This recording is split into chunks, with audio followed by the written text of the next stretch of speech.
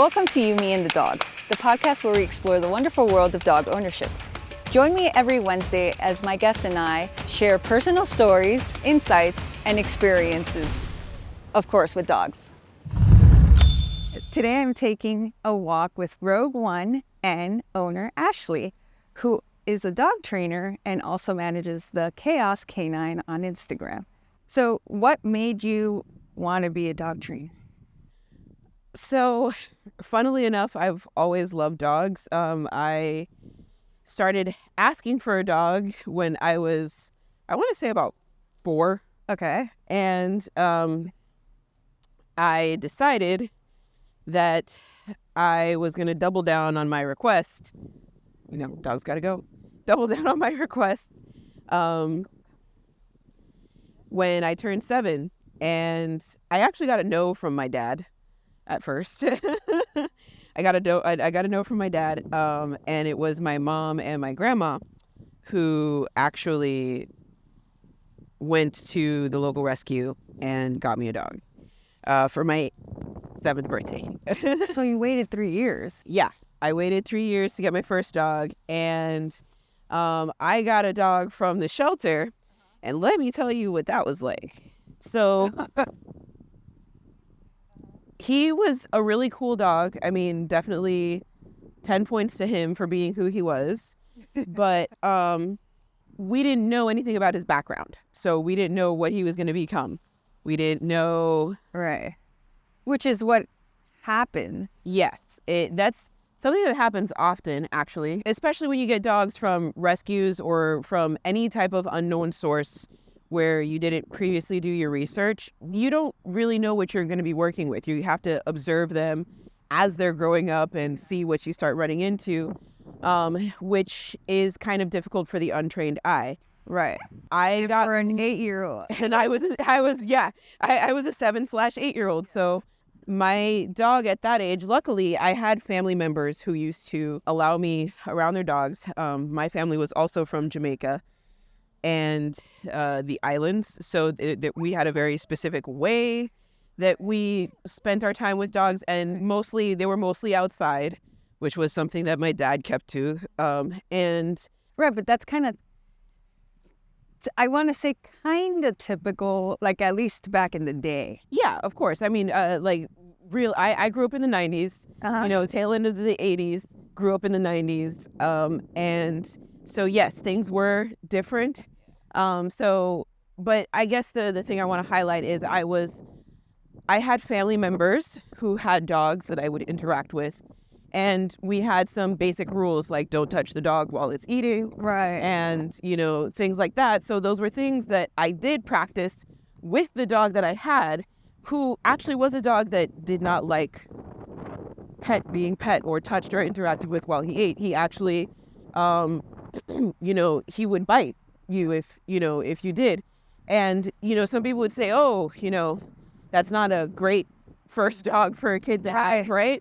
But I was a first kid who was taught to always respect the dog while he was eating anyway. Right. Which is uncommon now. Yes, it's actually very uncommon now. It's very uncommon now. So I was taught to, be respectful of him. So that little thing about him never really bothered me or swayed me.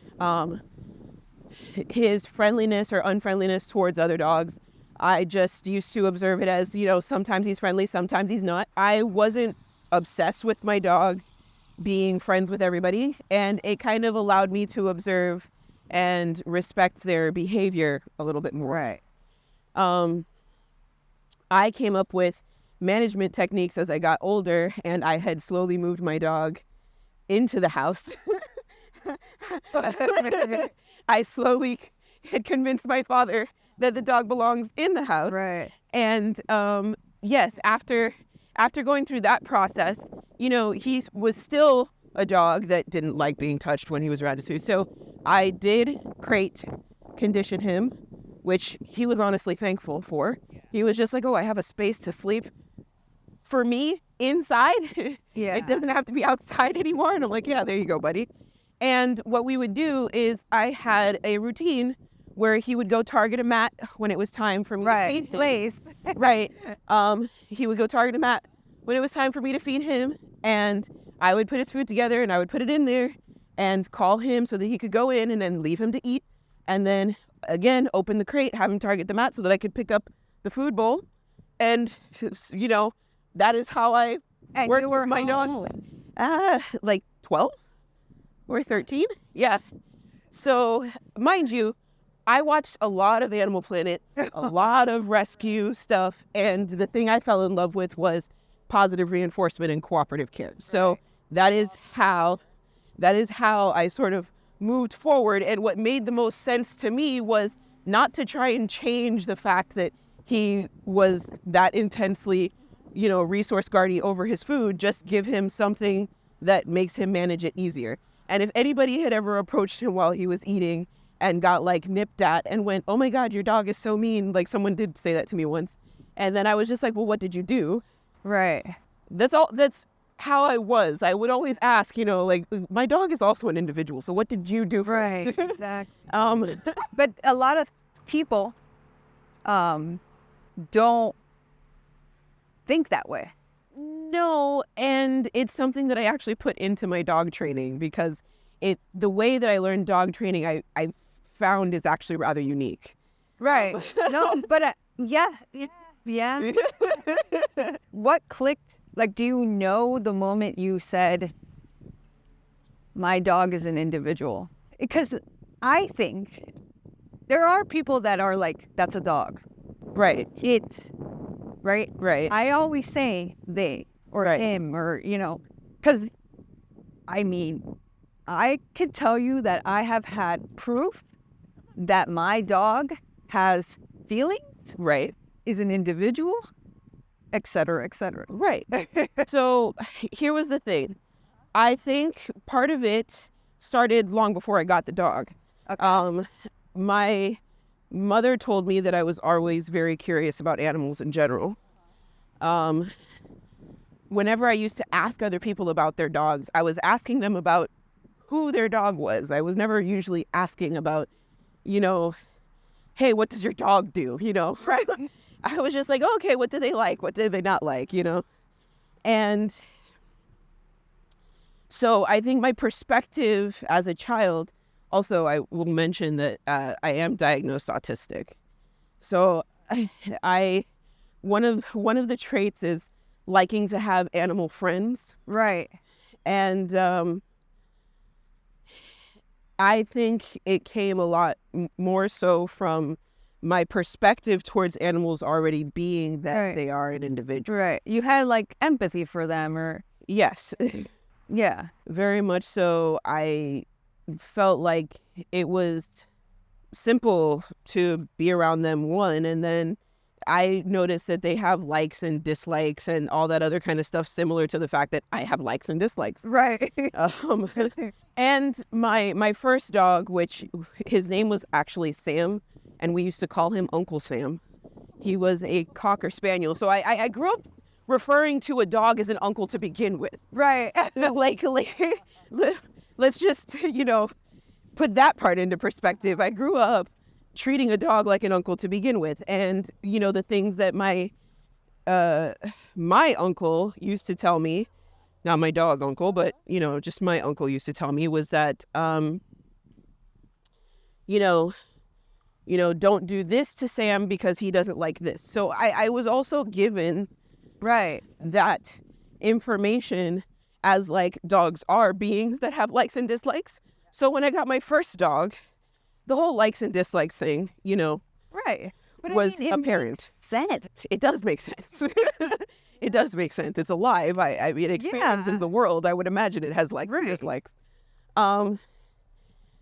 The other thing, was sort of the process of understanding that, you know, my mom was good at showing me like the little kid things that you think you can do to dogs or around dogs that you sometimes even do to other children, realistically, that, you know, you're going to hurt them if you do that. Correct. So my mom would point stuff like that out, right? You know, if I went to jump on him or whatever, she would say, you know, don't do that because you're going to hurt him. Right. So I was receiving some basic stuff from my parents and the people who were around, and they were approaching it from common sense, honestly. They were just approaching it from common sense. But I mean, sometimes common sense isn't common. Yeah, I think so.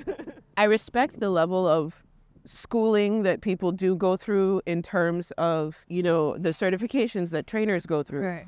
But I would say that my experience plus the information that I've gotten from certified professional dog trainers plus the continued education that I got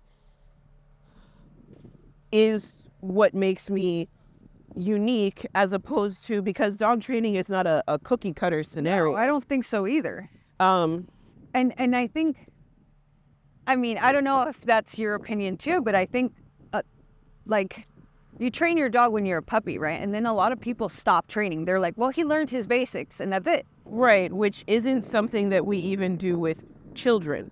For the majority of us that tell us, that say, hey, our dogs are our children, we go through primary education and secondary education. We don't go through, you know, we don't stop learning just because we finished kindergarten. Right. We do kindergarten, first grade, second grade, third grade, fourth grade, fifth grade. Yeah. Then we go to middle school, right. and then we go to high school. Right. And then even then, I'm like, some people need more education. well, yes, but even just thinking about the things that people think we should be doing, like people usually think dogs should be doing obedience, right? Right. Which, in my professional opinion, is not the primary thing to be working on. Right. Because obedience and all of those other behaviors are a lot like mathematics and reading. Right. They are things that we should innately be able to put together using the tool that is our brain, and because of what we're capable of doing innately. But it is not something that is going to make or break our lives in the long run in terms of having a healthy relationship and living circumstances and so on. The thing that you work on is how to essentially manage your nervous system and your emotions in daily life. That's what you really are attempting to teach a child or a dog. Yeah. The part that is schooling, which is what most people consider to be obedience, it requires repetition. Right. That requires repetition. It requires that you continue. That's why you still do addition and subtraction in algebra. Yeah. Obedience, yes. Obedience is a lot like math, doing math. There's a lot of repetition involved. There's understanding the concepts. There's refining the behavior so that it looks, you know, like what you want it to look like. It's like you're down for your regular house pet isn't going to necessarily be like you're down for literal obedience training where you're getting titles for this stuff. Like, you know, that's a trick. It's a game. That's not the essentials to what makes a, you know, a livable companion. Yeah. And first and foremost, every dog belonging to every guardian or with every guardian is a livable companion. Correct. And that is what you are searching for. That is what you should be working with them on. That is what you should be teaching them. People who are professionals have indirectly and directly contributed to the problem, because the person who becomes a dog guardian is not the professional, right? The person who becomes a dog guardian is the interested party, is the person who, you know, like a parent wanting to have a kid, just like any parent would want to take classes or, you know, maybe watch a Mommy and Me video. Right. They're looking to professionals to be as informative as possible. Right. And the issue is that you're also trying to break the culture that we've built up around dogs at the same time that you're like, okay, I'm going to be this positive reinforcement dog trainer. I'm going to go and I'm going to train these dogs. I'm going to educate these pet parents. I'm going to do all of these things.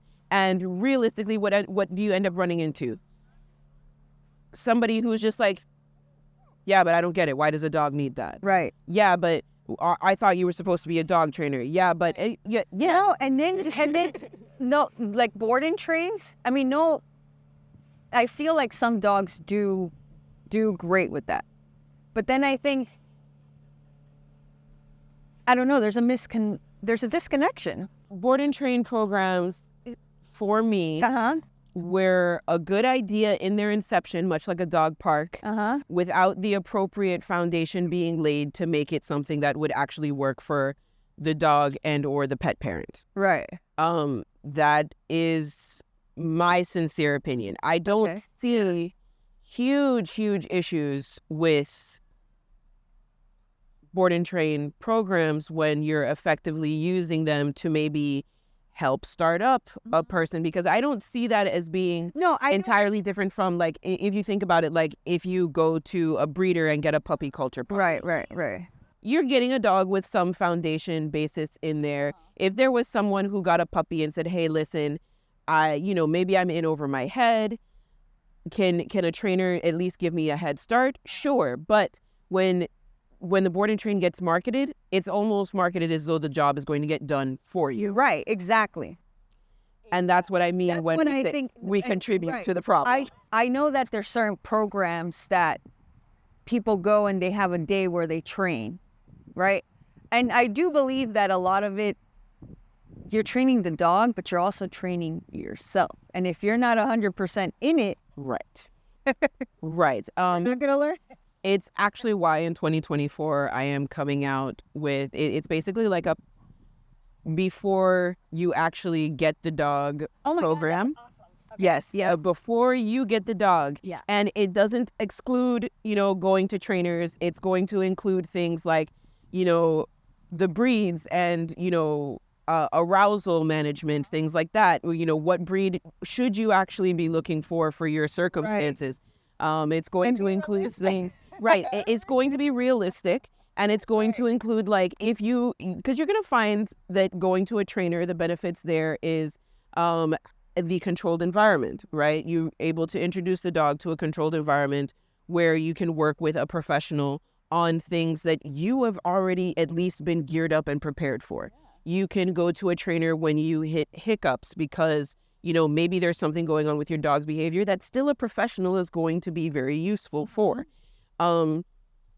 Being able to find trainers that are going to be able to work with you and understand the start that you've had and with your dog. Styles. And having different approaches, different styles, different perspectives.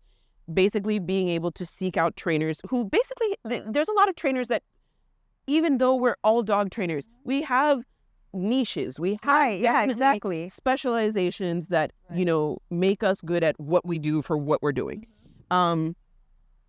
And, to me, that's important. And so being able to give people that kind of information, being able to let people know what sort of things are red flags when they're looking for trainers, because right now, unfortunately, it's a very unregulated industry. And what you don't want to do is end up putting yourself or your dog in harm's way. Yeah. And I mean both of you. Right. It regardless of which trainer you choose, you should not be putting yourself, and that means your mental health, what you can physically manage to do with your dog, and what actually makes sense within your timeline, or your dog in terms of how they're being treated, in terms of what they know and how you're, training them, teaching them throughout you shouldn't be putting them in harm's way. You shouldn't be putting yourself in harm's way. So I'm going to tell you a story. So I had two trainers. I had the service dog trainer, that it was digital. And then this was during COVID. And then I went to a group class.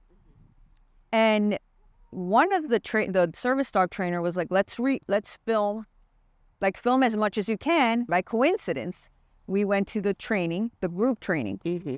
And she was like, do you not notice your dog doing this behavior when you're in the group session? And I noticed it, but I thought I noticed it as a positive. Right. He would do the commands, right, that we're doing, and then he would do a lick, like a lip lick, and then kind of tuck his tail. Mm-hmm. But he would do it in a motion of sitting, right? Mm-hmm. So I was like, oh, well, he's, like, we're praising him. But she was like, no, he's uncomfortable because the trainer was very loud. Like, she was too aggressive. Right.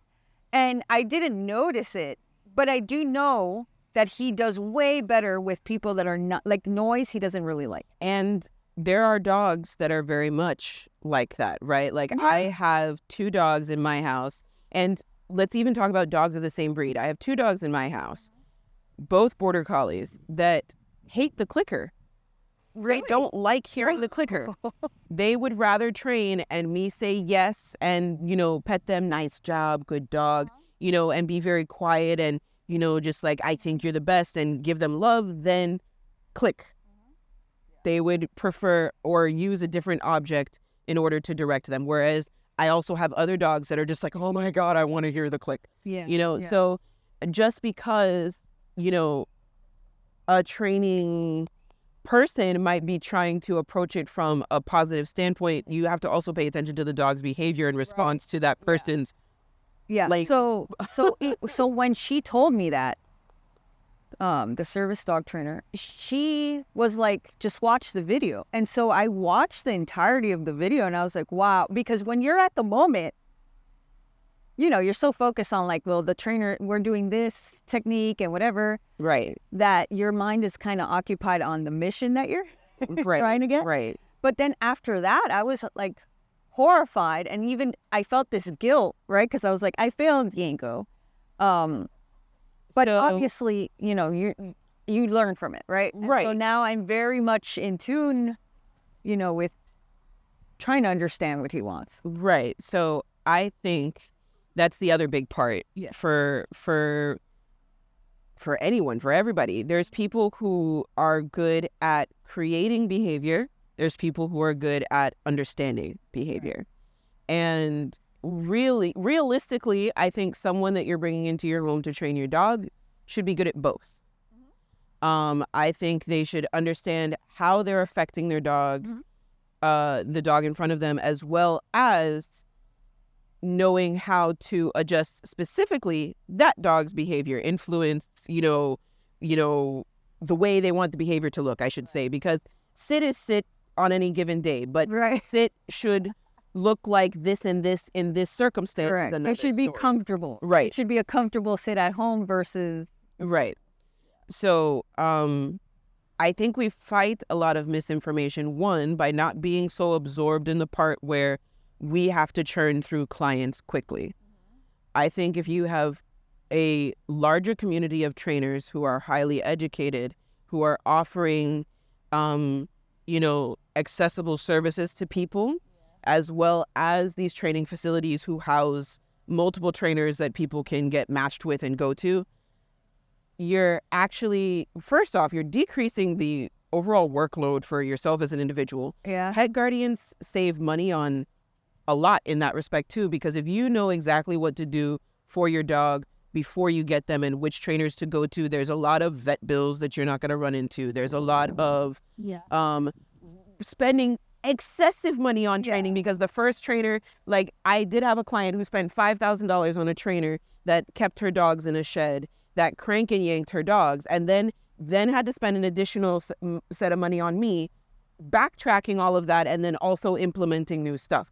So you spend double the amount of money, and that isn't fair to the guardian. Right. In a situation like that, the dog might have had gut issues. Like, I think it all encompasses each other, right? So, like, nutrition could infer the behavior, couldn't, Which is why I think all of those things need to be paid attention to. Yeah. Because exactly. When you're talking about going to professionals, right, that advertise themselves as professionals but only know maybe this much in order to be able to help you, and you spend a lot of money on that because they know how to advertise themselves to.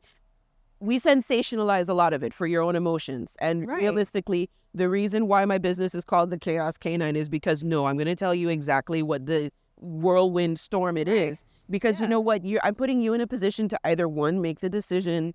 An educated decision about getting the dog. One, really asking yourself, can I do this? Am I, in this landscape that I'm in, the reality of my circumstances, can I do this? And then two, okay, if I can, what is the most realistic way for me to do this? What's the most realistic breed, temperament, size, all of those things so that you are not placing yourself, again, in a position of harm from the beginning. And Right, or stress. Because you're going to experience the stress anyway. That's what I'm trying to tell people. You're going to experience the stress anyway. Yeah. Because raising something is stressful. Raising something is stressful. Trying to deal with something else's emotions is stressful. That is all stressful. Why would you add to your stress by getting this random creature that you didn't do research on? Right. Yeah, it makes what? And then because that's the first thing you hear, people are mourning the dogs that they wanted. I mean, you have to be really in it for the relationship, the bond that I think. I don't know how some people get a dog and they're like, well, it's going to make me go out more. Or I don't know what other excuses. These are circumstances that can be true, right? Right. These are circumstances that can be true. When you get a dog, they very much will make you go out more, potentially at times where you don't want to be out, though, right? What is unrealistic is your expectation before knowing who you're placing that expectation on. Yeah. Before knowing who your dog is, it is ridiculous to have any other expectation than teaching them and meeting their needs. Right. You should be raising your dog on purpose. What does meeting their needs mean? Right. Okay. So I'm a person. I had needs when I was a child. Then I had needs when I was a teenager. Then I had needs when I was an adult. Right. And those needs changed based upon those ages that I was at. And your circumstance. And my circumstances, etc. Right. Sometimes I've noticed that we get upset, right, at our dog's behavior, but a lot of the time, our dog's behavior is also a reflection of our circumstance. So, for instance, me personally, right, when I first moved to a new place and I'm stressed and I'm everywhere and I'm like, right, because it's a new place and I have new things to learn and I have, new routines to build. So does the damn dog. Correct. So here's the dog going, what do I do? And you going, you're driving me crazy. Yes, in fact, because we are also going crazy. Together, we are going crazy. And when you observe that circumstance... When you say it like that.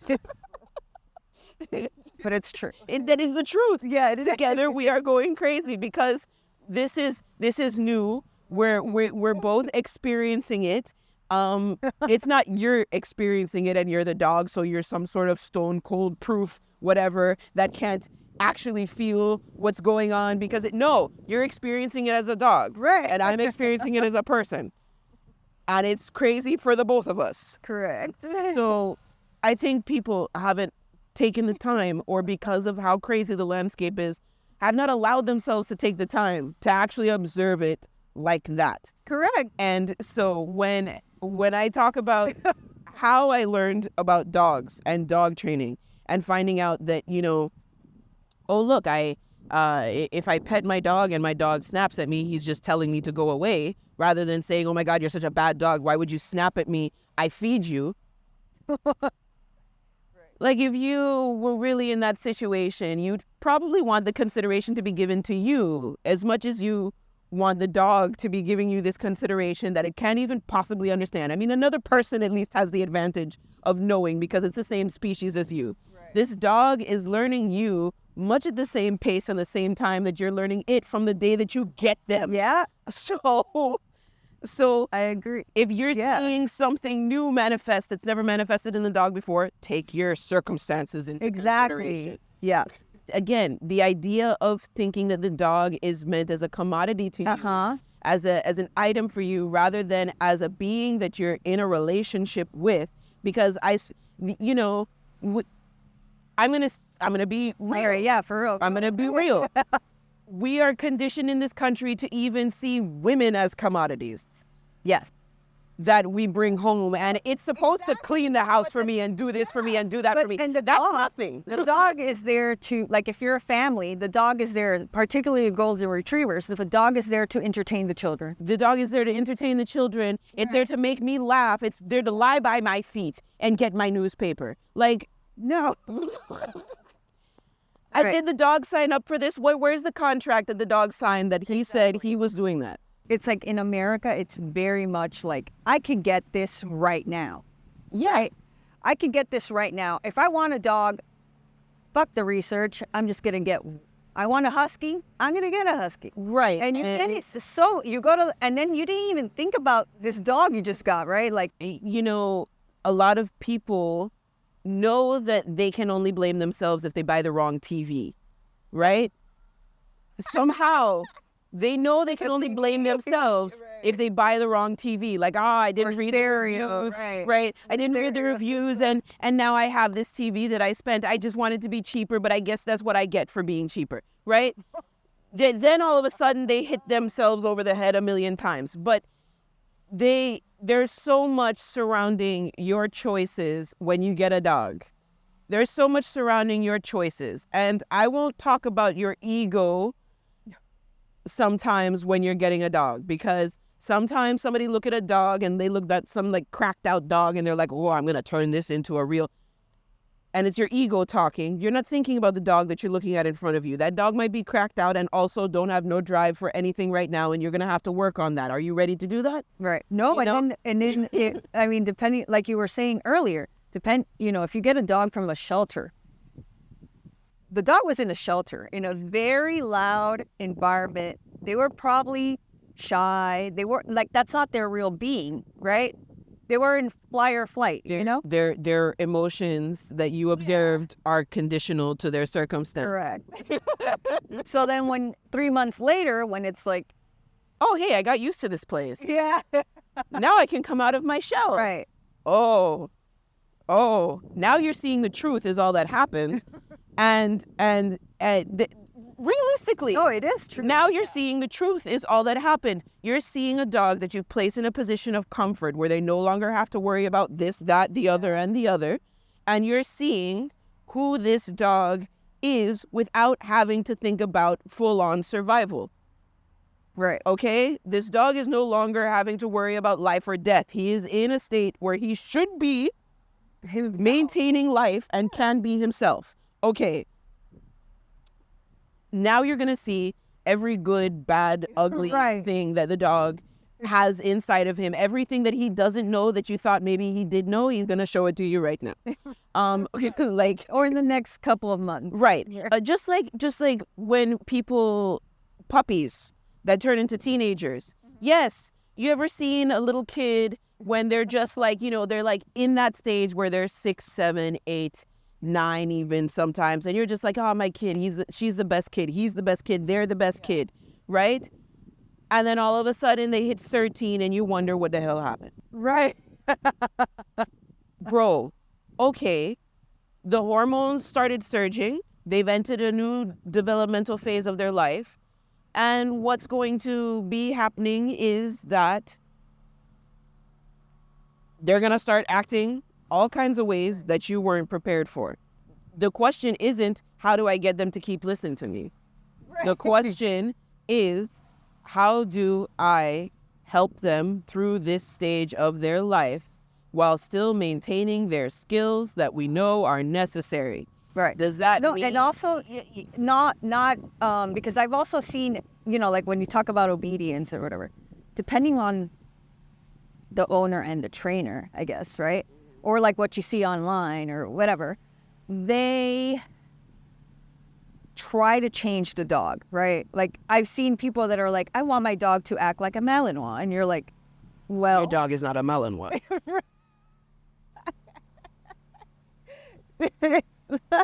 You have to be prepared to go through all of this with your dog.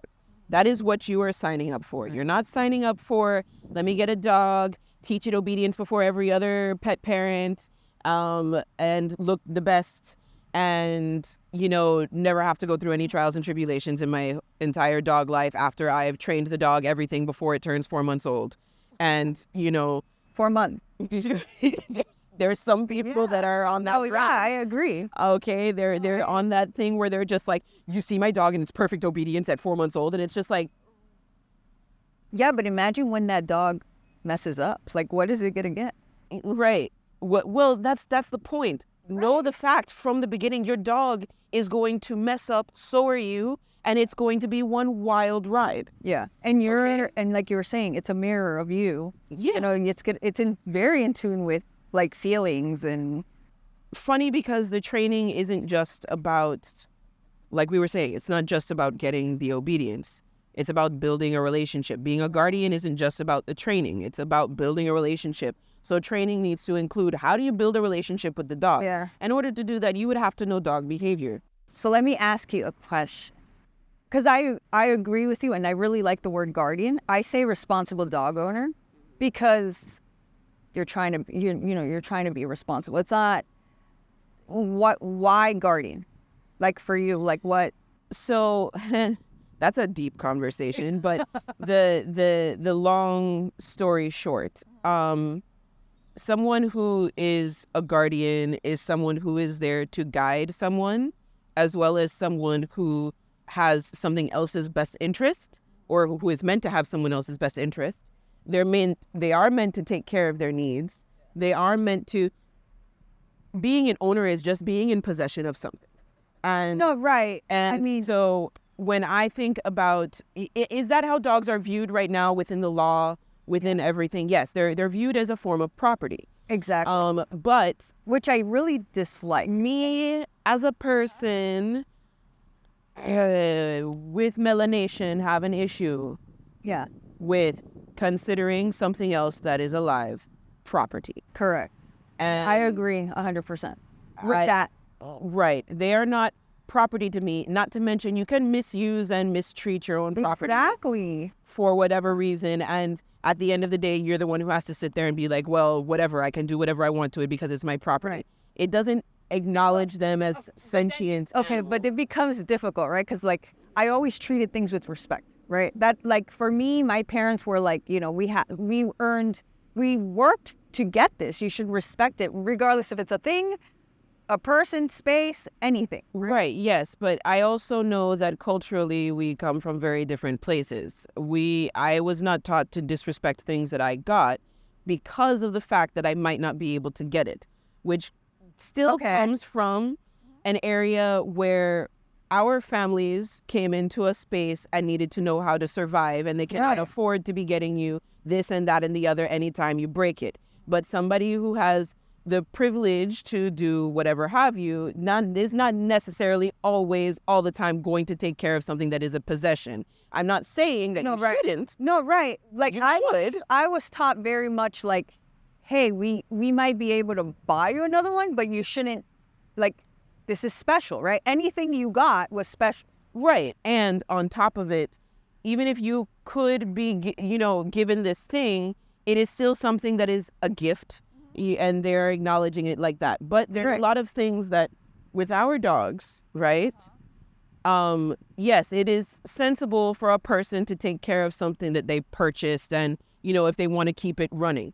Does everyone always have the capacity to take care of an item, though? We're not going to talk about, like, there's some of us who lose items and didn't really want to lose that item and start freaking out. There's some of us who, there's those things to take into consideration too. But I think when you're also considering the dog as not a possession, but as something that requires a guardian because it is alive, you're also recognizing what the guardian requires in order to give the dog the quality of life it deserves.